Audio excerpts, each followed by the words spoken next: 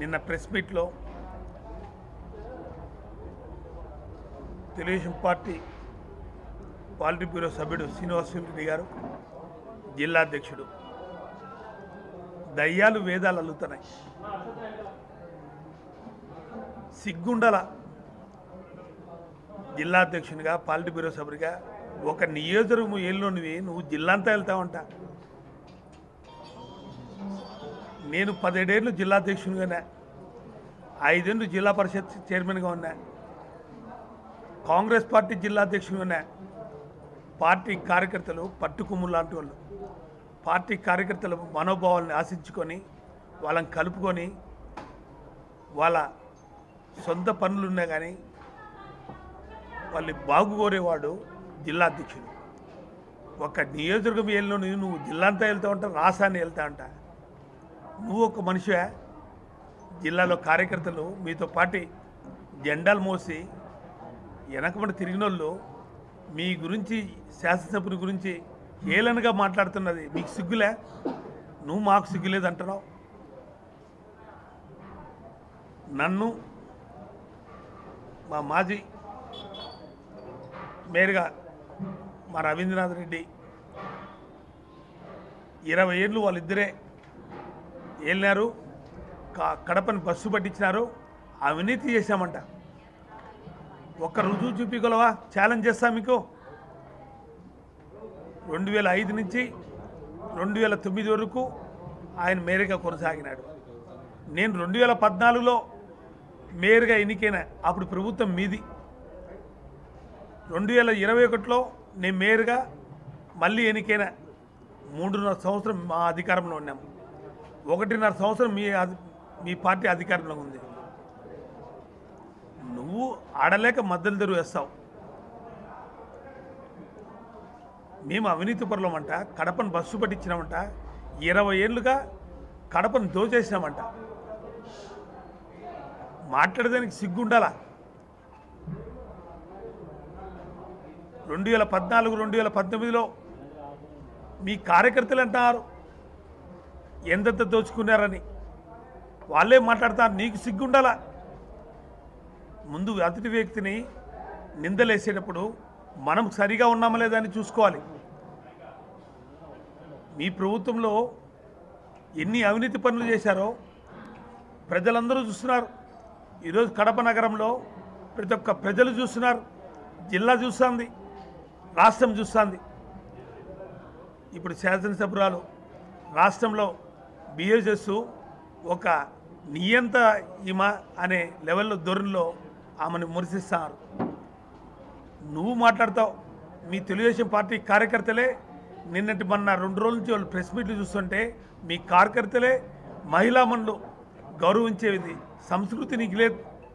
మహిళా మనులు కూడా అందరూ కూడా 20 ఏళ్ళ నుంచి 30 ఏళ్ళ నుంచి జెండా పట్టుకుని మోసే వాళ్ళని కూడా ఏ విధంగా బిహేవ్ చేస్తున్నారో మీరు ఆలోచించాల. నీరు చెట్టు కింద బుగ్గొంక వర్క్లో 2014, 2019లో 2 కోట్ల రూపాయలు వర్క్ చేసి ఆ బిల్లు అర్బన్ లొకాలిటీలో కార్పొరేషన్లో పెట్టకూడదని తెలిసి కూడా ఆ బిల్లు చేయమని అధికారులు ప్రోత్సహించింది నువ్వా కాదా? ఆ బిల్లు చేయకపోక మేము అధికారంలోకి వచ్చిన తర్వాత ఈరోజు 24లో తెలుగుదేశం పార్టీ అధికారంలోకి వచ్చిన తర్వాత ఆ బిల్లులు చేసుకున్నారా లేదా? మన మహానాడు జరిగింది కడపలో, 14 నెలలు అవుతుంది అధికారంలోకి వచ్చి. ఒక్క రోడ్డు అంటే ఒక రోడ్డు వేసిన పాపాల పోలే, ఒక రూపాయి తెచ్చిన పాపాల పోలే. బుగ్గొంక సుందరీకరణ చేశారంట, అవి చూపిస్తారు ఫోటోలు. అది లైవ్లో పెట్టేసి అన్నీ సోషల్ మీడియాలో బుగ్గొంకని సుందరీకరణ చేశాం. దాంట్లో ఎంత దోచారా? 2,30,00,000 రూపాయలు వర్క్ పెడితే కేవలం 20 లక్షల రూపాయలతో జేసీబీలతో తూతూ మంత్రంగా చేసి ఈరోజు మళ్ళా బుగ్గొంక పరిస్థితి ఈ విధంగా ఉంది. అంటే ఎంత దోచుకున్నావు? మానాడు కొంత ఈ డబ్బుతోనే పెట్టేట్టుంది నువ్వు. మేము అభివృద్ధికి నిరోధకులంట. 16 నెలలైంది అజెండాలో ఏమీ పాస్ చేయడం లేదంట. మేము అభివృద్ధికి నిరోధకులంట. ఇప్పుడు 6 నెలల్లో మేము దిగిపోతే ఆయన అభివృద్ధి చేస్తా అంట. హేళనగా ఉంది. మీ ప్రెస్ అంతా ఉన్నారు. 16 నెలలైంది అధికారంలోకి వచ్చి. జనరల్ బాడీ మీటింగ్ 4 మీటింగ్లు కండక్ట్ చేశా. మీ ప్రభుత్వం నుంచి రాష్ట్ర ప్రభుత్వం నుంచి ₹1 తెచ్చినవా? మేము అజెండాలో పెట్టేది మా కార్పొరేషన్ నిధులు. ఎన్ని కోట్ల రూపాయలు మేము మా అజెండాలో మేము పెట్టాం, మేము తీర్మానం చేశాం. కేవలం కుర్చీ అని పెట్టుకొని నువ్వు చేసిన బిహేవ్. రెండో మీటింగ్ జరిగింది, అక్టోబర్ 2 క్యాన్సిల్ అయింది, డిసెంబర్ 23 మేము జనరల్ బాడీ మీటింగ్ పెడితే ఏది కానీ తీర్మానం కూడా మీ అందరూ సాక్ష్యం. ఆమె చేసిన బిహేవింగ్ మీకు చూశారు.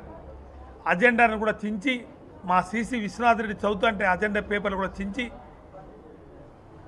రాద్ధాంతం చేసి యాగి చేసి ఆమెకు చేయలేదని కుర్చీ కోసం కొట్లాడింది తప్ప ఇంతవరకు అభివృద్ధి కోసం పాటుపడిన వ్యక్తి కాదని కూడా గ్రహించాల.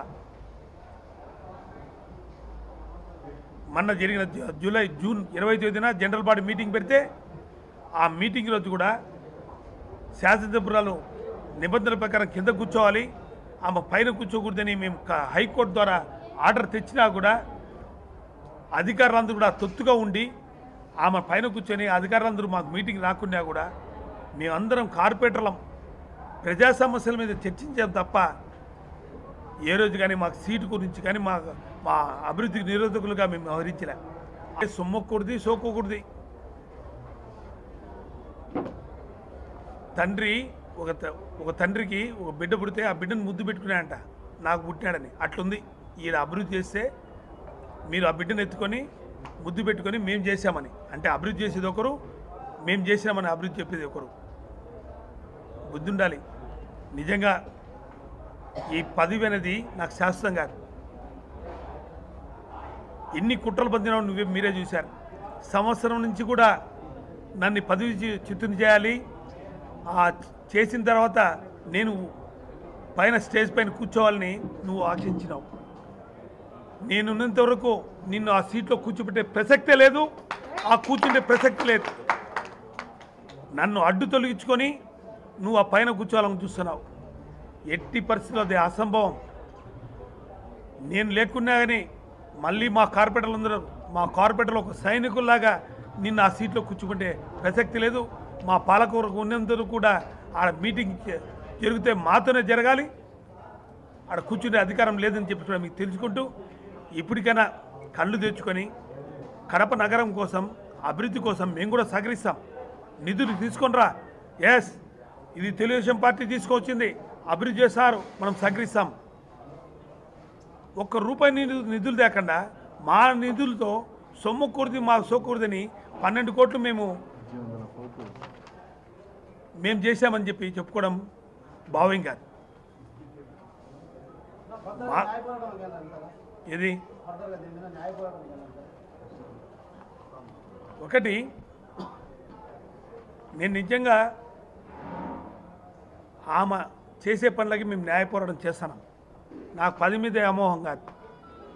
కేవలం కుర్చీలోంచి నన్ను దించేయాలి, కుర్చీలో కూర్చోవాలని ఆమె తాపత్రయం పడుతుంది కాబట్టే నేను న్యాయ పోరాటం చేస్తున్నాను. అందరు అధికారులు కూడా తొత్తుగా వేస్తున్నారు. మీ మీడియా అంతా ఉంది. పాలకవర్గం మేము డిసైడ్ చేయాలి, మీటింగ్ చేయాలి, ఏడ పెట్టాలి అనేది. మేము పెట్టేదాన్ని కూడా సహకరించకుండా హైకోర్టు నుంచి కూడా ఆర్డర్ తెచ్చాం. కాన్ఫరెన్స్ హాల్లో మీటింగ్ జరపాలని. కాన్ఫరెన్స్ హాల్ కూడా మీటింగ్ బియ్యం వేసిన దాఖలు చూశారు, మీ ప్రెస్ అంతా చూశారు. కాన్ఫరెన్స్ హాల్ బయటనే మేము మీటింగ్ పెట్టాము. ఏ అధికారన్నా మా దగ్గరికి వచ్చాడా? పాలకవర్గం మెజారిటీ పీపుల్స్ ఎక్కడుంటే ఆడ అధికారులు రావాలి. వచ్చారా? అధికారులు కూడా వాళ్ళ తొత్తుల్లాగా ఇస్తారు. మేము అధికారంలో ఉన్నామే. మా జగన్మోహన్ అధికారంలో ఉన్నాడు 5 ఏళ్ళు. నేను మేయర్గా 2.5 సంవత్సరం ఉన్నా. ఏ రోజు కానీ అధికారులకి ఫ్రీడమ్ ఇచ్చాం. మేము వాళ్ళు అభివృద్ధి చేస్తారు, నిధులను ఇస్తున్నాం, మీరందరూ కూడా వాళ్ళకి సహకరించండి అని మా నాయకుడు చెప్పాడు. దాని ప్రకారమే అభివృద్ధి విషయంలో కానీ డెవలప్మెంట్ యాక్టివిటీస్లో ఈ రోడ్డు పెట్టాలని మేము ఆదేశించినాం తప్ప అభివృద్ధికి విషయంలో మేము ఎక్కడ కానీ అధికారుల జోక్యం చేసుకోలేదు.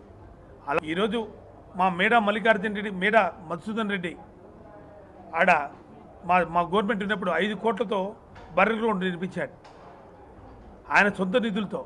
దానికి రోడ్డు వేయాలంటే మేము 35 లక్షలు తీర్మానం చేయాలి. మనం చేశాం. ఎన్ని తీర్మానం చేయలేము మేము. మేము అభివృద్ధికి నిరోధకులు అంట అజెండాలు జరగలేదంట.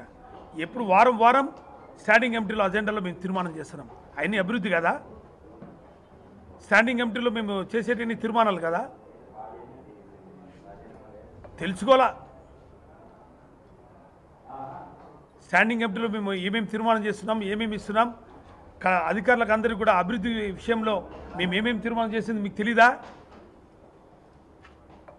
ఛాలెంజ్ చేస్తున్నాం. రాజశేఖర్ గారు ఉన్నప్పుడు, రవిరెడ్డి మేయర్గా ఉన్నప్పుడు, జగన్మోహన్ రెడ్డి మేయర్గా 3 ఏళ్ళు నేనున్నప్పుడు, మొత్తం మీరు అధికారంలో ఉన్నప్పుడు మీరే 5 ఏళ్ళు 2014 2019 నేను ఉన్నా. పాలకవర్గం మీది. అవినీతి చేసింటే మీరు నిజం నిరూపించండి. నేనన్నా రాజకీయాలు సన్యాసం పుచ్చుకుంటా, మీరన్నా పుచ్చుకోవాలా. మీరు మాట్లాడతారు ఓ రోజుకు పూటకు పార్టీ. తెలుగుదేశంలో ఉన్నారు, కాంగ్రెస్లోకి వచ్చినారు, మళ్ళా తెలుగుదేశం అంటారు. ఏ కాంట్రాక్టర్లు వర్కులు ఇస్తే ఏ ముఖ్యమంత్రి ఉన్నాడో ఆ ముఖ్యమంత్రికి దాసోహం.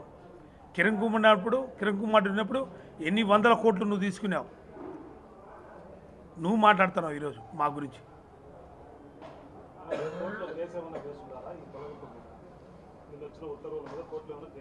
ఒక్కటి గమనించుకోవాలి మీరు. మొన్న రాత్రి 9 గంటలకి ఆర్డర్స్ నాకు ఇచ్చినారు. నాకు ఇప్పుడు ఇచ్చినారు పేపర్. ఎప్పుడు? ఈరోజు రాత్రి 9 గంటలకు ఇచ్చినారు. ఏది? వాట్సాప్లో. ఈరోజు నిన్ననే డిస్క్వాలిఫై చేసి నిన్నలేమన్నా ఈరోజే డిప్యూటీ మేయర్కి ఆర్డర్ కాపీ ఇచ్చారు.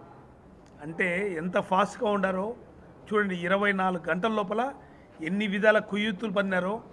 అధికారులు కూడా తొత్తులాగా పనిచేస్తున్నారు. ప్రిన్సిపల్ సెక్రటరీ సురేష్ తొత్తులాగా పనిచేస్తున్నారు. ఎస్ వేసినా దానికేం ఓపెన్ చెప్తాం. నిన్ను ఈరోజు వేసినా.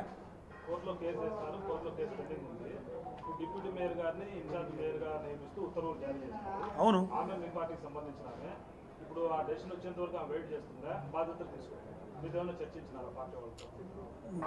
ఆమెను కూడా ఈరోజు పొద్దున్న నుంచి 10 గంటల నుంచి ఆమెను ప్రెజర్ పెడతారు. ఒకటి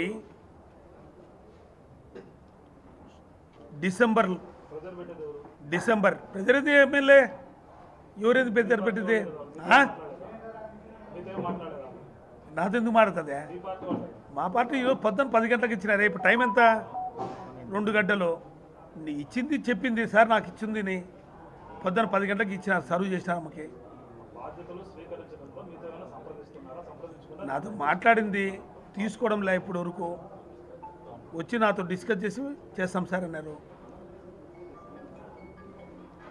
ఒకటి ఛాలెంజ్ చేస్తానా, డిసెంబర్ 28న ముఖ్యమంత్రికి ఆమె లెటర్ ప్యాడ్ మీదనే నన్ను ఎంక్వైరింగ్ పెట్టింది. మేఘాల మీద నా మీద మున్సిపల్ సెక్రటరీ నన్ను డిస్క్వాలిఫై చేశాడు. డిస్క్వాలిఫై చేసిన దాన్ని నేను కోర్టు కూడా పోయినా. ఇప్పుడు 9 నెలలు అవుతుంది. దాన్ని రిటర్న్ తీసుకున్నాడు హైకోర్టులోనే. రిటర్న్ తీసుకొని మళ్ళీ ఎంక్వైరింగ్ చేశాడు. అంటే దాంట్లో వాస్తవాలు ఏమీ లేవు. నిజంగా నేను పెట్టే 30 లక్షల వర్కుల్లో నా కొడుకు చేశాడనే దాంట్లో ఎక్కడన్నా కానీ నా దృష్టికి వచ్చిందా? స్టాండింగ్ కమిటీ నాకు తెలియపరిచినారా? చేసింది అధికారులు. నా స్టాండింగ్ కమిటీకి వచ్చిందా? బిలో 10 lakhs, బిలో 5 lakhs అని కమిషనర్ ఇచ్చేది. అప్పుడున్న ఐఏఎస్ ఆఫీసర్ సాయి చంద్. నేను స్టాండింగ్ కమిటీకి వచ్చి మా వాళ్ళకి ఏమైనా చేసింటే నా తప్పే. నాకు తెలిసి జరిగింటే తప్పే. తెలియని దాన్ని వక్రీకరించి ఏదో విధంగా దాన్ని పదవిచ్యుతం చేయాలి, నా పబ్బం గడుపుకోవాలా, నేను పైన కూర్చోవాలా. కుర్చీ మీద ఉన్న యామం తప్ప ఏమీ లేదు. మీరు చూస్తున్నారు వాళ్ళ పార్టీ కార్యకర్తలకు తిరగమన్నారు. ఇప్పుడు ఇంకా రోజు ఉంది. ఇంకా ఎంతమంది మాడతారో. లక్ష్మిరెడ్డి 30 ఏళ్ళ నుంచి వ్యక్తి. వాళ్ళకి దిక్కు తెలుగుదేశం పార్టీలో ఉన్నప్పుడు ఆయన ఒక్కడే గెలిచింది. కార్పొరేటర్ పూల్లో పెట్టుకొని చూసుకోవాలి వాళ్ళని. నీకు అడ్డొస్తారని వాళ్ళని తొక్కినారు. ఒక సామాజిక వర్గం 90% ఓట్లు వేసినారు. ఒక్కరికన్నా సామాజిక వర్గంలో ఎవరు మేము అధికారంలో ఉన్నంతవరకు మాతో పాటు ఉన్నారబ్బా. అధికారం ఇప్పుడు వచ్చిందబ్బా. మేము బాగు చూసుకున్నామో బాగు చూసుకోలేదు. ఇంతమంది 47 మంది ఒక పక్క ఉన్నారు. 8 మంది ఉన్నారు. 42 మంది పోలేదే. వాళ్ళ కోసం వస్తావు నువ్వు. మా వాళ్ళందరూ పోలు కదా. నువ్వు అర్థం చేసుకోపా. దేనికోసమో ఏం కదా వాళ్ళ స్వార్థం కోసమో వాళ్ళ సైట్ల విషయం నీకు అన్నీ తెలిసే. వాళ్ళ సైట్ల విషయం కోసం పోయినారు. ఆడ సైట్ల కోసం పోయినారు. ఏంది అడిగేది అందరికి తెలిసిందే. మీ ప్రెస్కి అంతా తెలిసిందే. అన్నీ తెలిసిందే. వాళ్ళ స్వలాపం కోసమే పోయినారు. 42 మంది పోయి ఉండాలి కదా. నీకు పోయేది కాదు. 42 మంది నీకు తెలియాలా? గవర్నమెంట్ అయిపోయింది కదా. గవర్నమెంట్ అయిపోయింది కదా. గవర్నమెంట్ అయిపోయిన తర్వాత ఆ గవర్నమెంట్ వచ్చింది వాళ్ళ రైట్ మా ఇంకా ఏమైనా ఉన్నాయా?